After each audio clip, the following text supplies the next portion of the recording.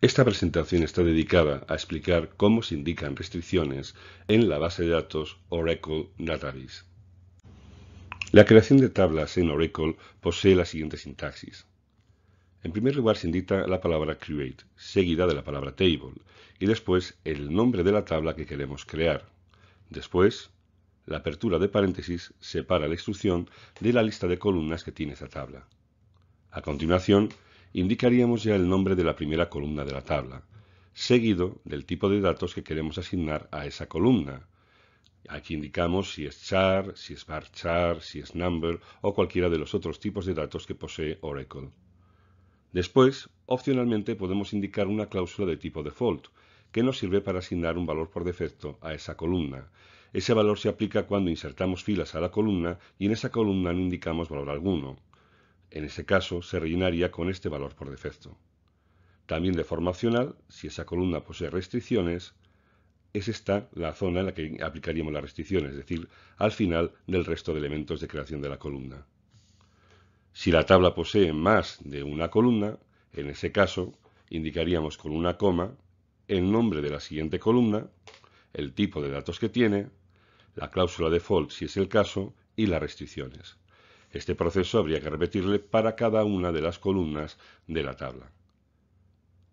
Al final de la lista de columnas y también de forma opcional podemos indicar otras restricciones. Esas restricciones suelen ser las que se aplicarían a más de una columna a la vez. Por último, se cerraría el paréntesis que habíamos abierto anteriormente y cerraríamos la instrucción, como siempre, con un punto y coma. La mayor parte de restricciones en Oracle se pueden especificar de dos maneras. Eso ocurre también con la restricción de clave primaria o primary key. Podemos especificarla cuando estamos creando la tabla o bien añadiendo una columna a la misma. Lo haríamos de la siguiente manera. Tras indicar el nombre de la columna y su tipo, y otros elementos que podemos especificar cuando se definen columnas, al final indicaríamos las restricciones de esa columna, para lo cual opcionalmente podemos indicar el nombre de la columna. De no hacerlo, lo que ocurrirá es que será la propia base de datos la que le pondrá nombre, y ese nombre resulta muy críptico para manejarle. En el caso de la clave primaria, al final del nombre de la restricción, se indica los términos primary key. Cuando la restricción de clave primaria se refiere a más de una columna, entonces estamos obligados a indicar esa restricción al final de la lista de columnas de la tabla, para lo cual indicaríamos la palabra constraint seguida del nombre si queremos indicar un nombre para la restricción, cosa que como hemos visto antes es muy necesaria. Después la palabra primary key y en este caso indicaríamos la lista de columnas a la que estamos colocando la clave primaria. En realidad podemos añadir al final de la lista de columnas cualquier restricción de clave primaria, pero es verdad que estamos obligados cuando es más de una columna la que forma la clave primaria. Sin duda esto se entiende mucho mejor con ejemplos. En este caso estamos creando una tabla que se llama personas. Esa tabla dispone de una columna que se llama codPersona y es a la que estamos asignando la función de clave primaria de la tabla. Como se observa, indicamos el nombre personas.pk, una notación muy habitual para indicar nombres de clave primaria, basada en la tabla, un guión bajo y después los símbolos pk, abreviatura de primary key. En este otro ejemplo, la clave primaria se coloca al final. Cuando hemos indicado la lista completa de columnas que tiene la tabla, en ese caso indicamos que queremos una clave primaria. En esta instrucción además estamos obligados porque la clave primaria se está refiriendo a dos columnas. No podríamos hacerlo seguido a las columnas, hay que hacerlo obligatoriamente al final. En este caso se indica la palabra primary key y entonces indicamos la lista de columnas. La sintaxis de la restricción de unicidad es muy semejante. Podemos hacerlo también cuando estamos creando tablas o añadiendo una columna, y si la restricción se aplica a una sola columna, se pondría seguido de la definición de dicha columna el nombre opcional de la restricción, seguido de la palabra unique. Como ocurría anteriormente, al final de la lista podemos también añadir restricciones unique, y en este caso deberemos indicar la lista de columnas a las que se aplica la restricción. Sin embargo, las restricciones de tipo not null solo podemos colocarlas cuando estamos creando la tabla o bien añadiendo una columna a la misma. La razón es que estas restricciones solo se pueden aplicar a una columna.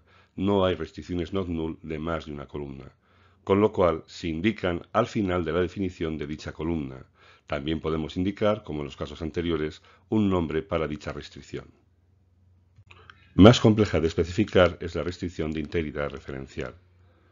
Podemos hacerlo también cuando estamos creando tablas o añadiendo una columna, siempre que la restricción se aplique a una sola columna, en cuyo caso, tras la definición de esa columna, podemos indicar el nombre de la restricción mediante la palabra constraint. Después se indica la palabra references, la cual lo que hace es indicar a qué tabla principal se refiere esta restricción. Es decir, estamos colocando una clave secundaria. Lo que indicaríamos aquí es cuál es la tabla principal con la que se relaciona esa clave secundaria. Opcionalmente, podemos indicar exactamente dentro de esa tabla cuáles son las columnas a las que nos estamos refiriendo, pero solo es necesario en el caso de que no nos estemos relacionando con la clave principal de dicha tabla. También opcionalmente podemos indicar la cláusula onDelete cascade y onDelete setNull. Esta cláusula lo que hace es que cuando borremos claves principales, se borrarán automáticamente claves secundarias relacionadas. Si indicamos el valor setNull, lo que ocurrirá es que cuando se borren las claves principales, se pondrán nulas las claves secundarias relacionadas.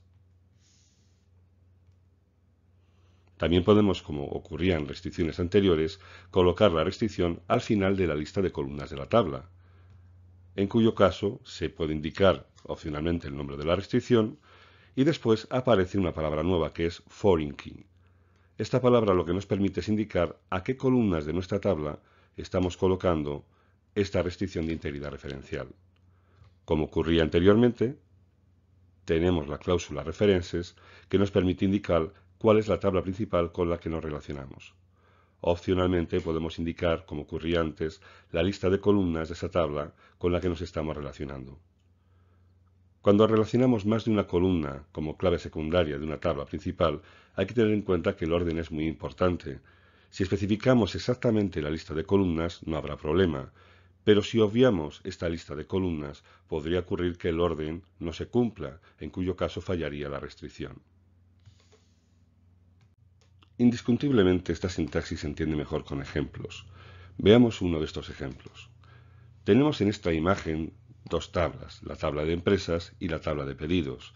En la tabla de empresas disponemos de la clave, que es el CIF, que está relacionada con CIF, una columna que se llama exactamente igual en la tabla de pedidos.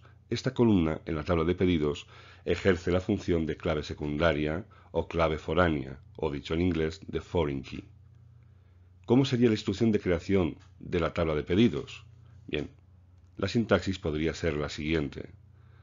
Create table pedidos y a continuación vamos especificando las columnas de dicha tabla. Tenemos en primer lugar la primera columna a la que se le indica la función de clave primaria y después tenemos la columna del CIF a la cual se le ha indicado una restricción de tipo not null, puesto que por el diagrama anterior se entiende que no puede quedar vacía, y además especificamos que esa columna es una clave de tipo foreign key. En este caso, indicamos como nombre de restricción pedidos FK1 y después simplemente a través de la cláusula references indicamos la tabla a la que hace referencia, que es la tabla de las empresas. Hasta aquí lo que estamos indicando es que en la tabla de pedidos el CIF tiene que ser un dato que esté relacionado con el CIF de la tabla de las empresas. Pero es que además hemos hecho uso de la cláusula onDelete cascade, y en este caso lo que significa es que si borramos una empresa y esa empresa tiene pedidos relacionados, los pedidos también se borrarán. Finalmente, especificamos la tercera columna, que en este caso es la columna fecha, a la cual indicamos una restricción de tipo not null. Es la segunda de esa tabla. Más complejo es el ejemplo que presentamos a continuación. La tabla que vamos a crear es la tabla de existencias. Esa tabla posee dos restricciones de integridad referencial. En la primera se posee como tabla principal a la tabla de almacenes, mientras que la segunda posee como tabla principal a la tabla de piezas, contando con la ventaja de que las columnas se llaman igual en todas las tablas. La instrucción de creación sería la siguiente. Colocaríamos las palabras create table seguido del nombre de la tabla que estamos creando. Y después pasamos a especificar la lista de columnas. Cuando especificamos la columna tipo, no podemos indicar restricción alguna, y aunque tipo es parte de la clave primaria y también parte de un foreign key, al referirse esas dos restricciones a más de una columna no se pueden hacer seguido del nombre de la columna. Lo mismo ocurre con el modelo. Sin embargo, sí podemos indicar una restricción en la tercera columna, n almacén, en la cual se puede indicar que esa columna hace referencia a la clave principal de la tabla de almacenes. El nombre de la restricción le hemos indicado antes con el nombre de existencias fk2. Si nos fijamos, no hemos indicado tras la palabra de almacenes la columna a la que estamos haciendo referencia. La razón es que esa columna es clave de esa tabla, y como se llama igual que nuestra columna, no haría falta indicarse, aunque sí podríamos hacerlo. La última columna es la columna cantidad. En esa hay una restricción más sencilla de tipo not null. Una vez que hemos terminado con la lista de columnas, pasamos a especificar las restricciones más complejas. La restricción de clave primaria, que en este caso se refiere a 3 columnas. Si nos fijamos, lo hacemos después de poner una coma en la última columna que habíamos indicado. La restricción más complicada, que es el foreign key de 2 columnas, lo hacemos en este caso al final. No hay un orden para las restricciones que ponemos al final de la tabla. Podríamos haber indicado primero el foreign key y después la restricción de tipo primary key. Lo que sí que hay que hacer es separar ambas restricciones, también con una coma. Lo que hacemos al especificar la restricción de tipo foreign key es indicar su nombre. Ya sabemos que esto en realidad es opcional, aunque sí que es muy necesario. Y después de la palabra foreign key, indicamos las 2 columnas a las que se refiere esa restricción, que en este caso es tipo y modelo. La cláusula references nos permite indicar la tabla a la que estamos haciendo referencia. Opcionalmente indicaríamos a qué columnas de esa tabla estamos haciendo referencia. Eso en este caso no sería necesario, porque parece que el orden tipo modelo coincide con el orden de nuestras columnas, pero sí que es muy interesante hacerlo, y así indicamos que la primera columna tipo se relaciona con tipo en almacenes y modelo realiza lo mismo. Esto clarifica muchísimo más la situación. La última restricción que posee Oracle es la restricción de validación o restricción de tipo check. La definición es muy parecida a las restricciones anteriores. Cuando se refiere a una sola columna, podemos hacerlo seguido con respecto a la definición de la columna, para lo cual indicaríamos el nombre que queremos dar a esta restricción, seguida de la palabra check, y una condición, que es cualquier expresión que pueda devolver verdadero o falso. En el caso de que necesitemos especificar más de una columna, estaremos obligados a hacerlo al final de la lista de columnas, aunque el formato es exactamente el mismo. Lo que ocurre es que en este caso la condición se podrá referir a más de una columna de la tabla. No nos podremos referir en esa condición a columnas de otras tablas.